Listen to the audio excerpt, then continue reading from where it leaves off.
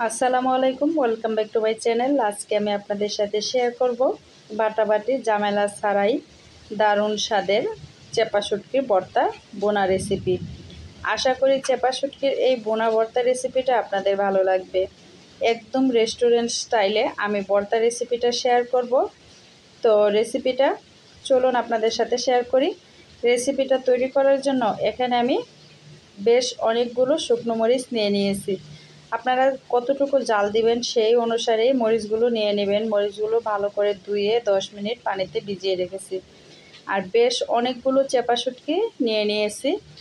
আর এখানে 3টা বড় রসুন খোসা ছাড়িয়ে নিয়েছি, আর প্রায় 1.5 কাপ পরিমাণ পেঁয়াজ কুচি।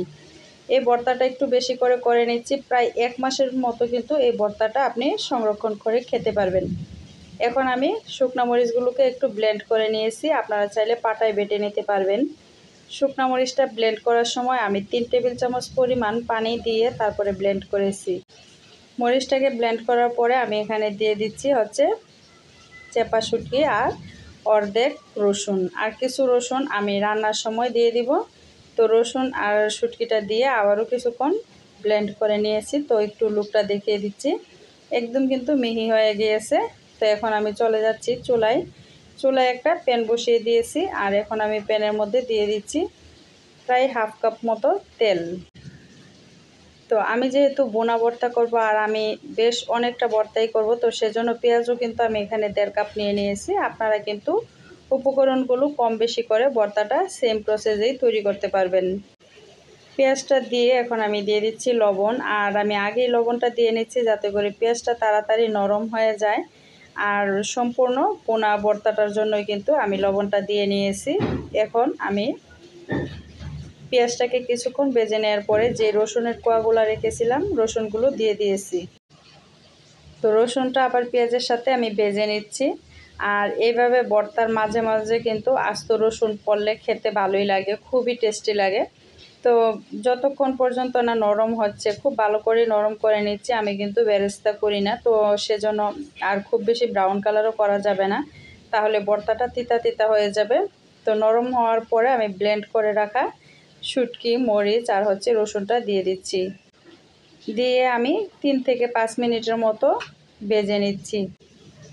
যদি আপনি পাটায় মরিচটা বেটে নেন সেক্ষেত্রে কিন্তু এতটা সময় এটা আলাদা করে আর বাছতে হবে না। তো যেহেতু আমি ব্লেন্ড করার সময় পানি দিয়েছি, তো এর জন্য এই মরিচ আর শুটকিটা দিয়ে 3 থেকে 5 মিনিটের মতো ভেজে নিচ্ছি। ভেজে নেওয়ার পরে আমি কি করব, যে ব্লেন্ডারের জারে আমি ব্লেন্ড করেছি সেই জারটা ধুয়ে জাস্ট 2 টেবিল চামচ পরিমাণ হবে এরকম পানি দিয়ে নিয়েছি। তো আমি কিন্তু ব্লেন্ডারে জারটা ধুয়ে পানি দিয়েছি, আলাদা করে আর পানি দিইনি।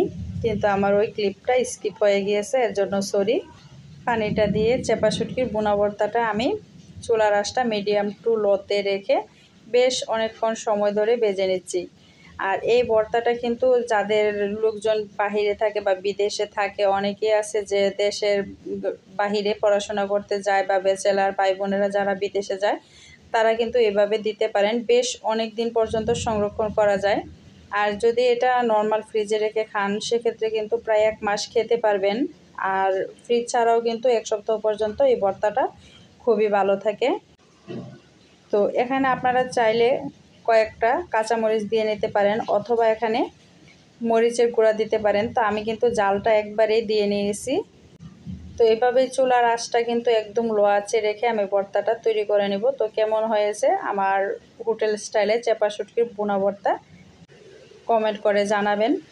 আর যারা ভর্তা প্রেমী আছেন তারা তো অবশ্যই পছন্দ করবেন, যারা কখনো এই ভর্তাটা খাননি একবার হলেও ট্রাই করবেন। তো আজকের মতো বিদায় নিচ্ছি, সবাই ভালো থাকবেন আর সুস্থ থাকবেন। দেখা হবে নতুন কোনো রেসিপিতে। আল্লাহ হাফেজ, আসসালামু আলাইকুম।